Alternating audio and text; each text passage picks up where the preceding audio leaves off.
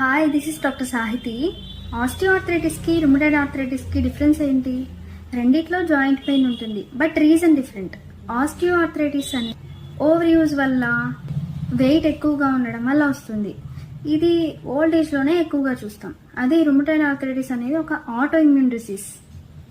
అంటే మన immune system మన బాడీలో ఉన్న సెల్స్నే ఫారిన్ బాడీస్ అనుకొని వాటి మీద అఫెక్ట్ చేస్తుంది, అటాక్ చేస్తుంది. సో రుమటైడ్ ఆర్థరైటిస్ అనేది కూడా ఒక ఆటో ఇమ్యూన్ డిసీజ్. అండ్ ఇంకా ఇది చిన్న ఏజ్ గ్రూప్స్లో కూడా చూస్తాం.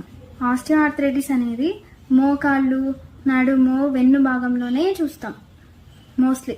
అండ్ ఇందులో పెయిన్ అనేది జాయింట్ని వాడుతున్నప్పుడు, అంటే లైక్ బాడీ మూమెంట్స్లో ఉన్నప్పుడు, బెండ్ అయినప్పుడు పెయిన్ అనేది పెరుగుతుంది, ట్రీట్మెంట్లో లేనప్పుడు.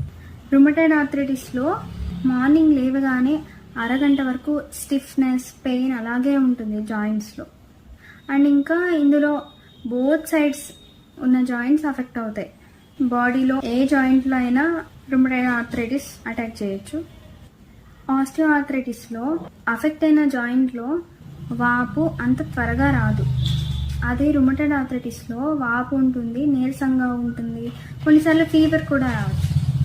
సో సింపుల్గా చెప్పాలంటే ఆస్టియోఆర్థరైటిస్ అనేది ఓవర్ యూజ్ వల్ల వస్తుంది, ఓల్డ్ ఏజ్లో వస్తుంది. కానీ రుమటైడ్ ఆర్థరైటిస్ మాత్రం ఇమ్యూన్ సిస్టమ్ డిఫెక్ట్ వల్ల వస్తుంది. I hope you find the information helpful.